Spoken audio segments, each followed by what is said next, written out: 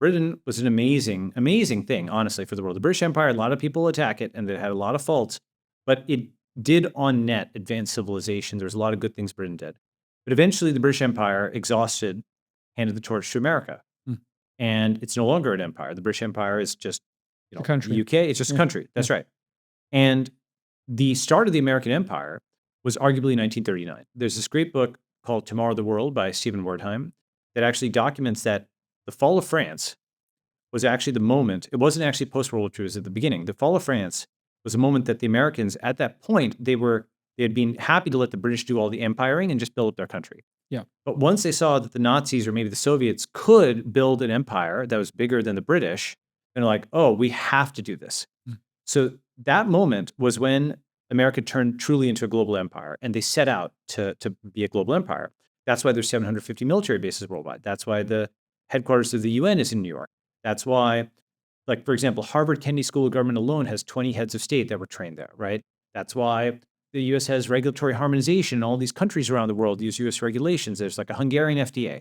That's why there's US multinationals everywhere. And I could go on and on, right? The number of internet searches being done at Google. Google is the #1 search engine in every country except for like China. Korea, China, Russia, and maybe still Japan. And maybe it's 50-50 Japan now. Yeah, I don't know. But so I think it's maybe 4 countries. It's like 4 countries. That's right. The issue with empire, any empire, is you get this global footprint, but it also ends up sort of eating away the core of the empire, right? And it does so in 2 ways. The left is mad because they feel that your people are oppressing people around the world, which is sometimes true. And the right is mad because they feel that your people are bearing a burden of the rest of the world, which is also sometimes true. So eventually the left and right basically get tired of empire and shut it down. And then they often regret it, right? So that happened with the British Empire, that happened with the French Empire, and it happened within our lifetime with the Soviet Empire. Everybody thought that the aftermath would be something great. And it was actually, it was mixed. That, Eastern Europe was free and it did well and so on. Estonia did well. Russia itself did very poorly for a long time. And then it's like somewhat started to recover, but fine. Point being, we are in the last stages of American empire, okay? Because 4 forces, the red America is against the deep state, blue America is against the Trump administration, tech America is against the regulatory state, and China is against US hegemony. So all 4 of those vectors are pointed down. So nothing is keeping the current establishment up. Every day there's another hit to it going down. It's like a solar eclipse. It's never happened in our lifetime before, right? And you can't cut off foreign trade and foreign travel and foreign tourism without also eventually cutting off foreign capital flows into the dollar.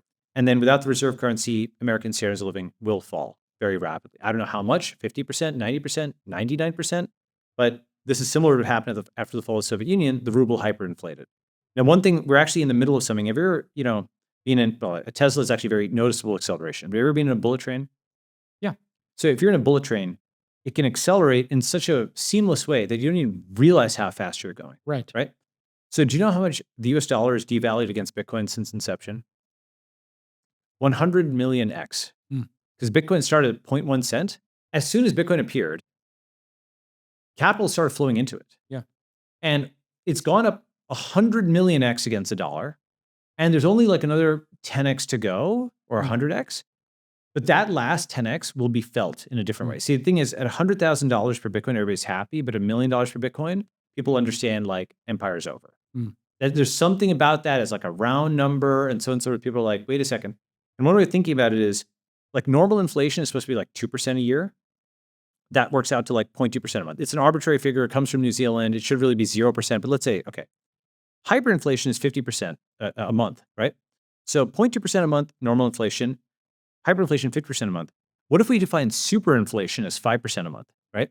If you work it out, the compounded rate at which the dollar has been devaluing against Bitcoin is like 10.41% a month for 16 years. Okay?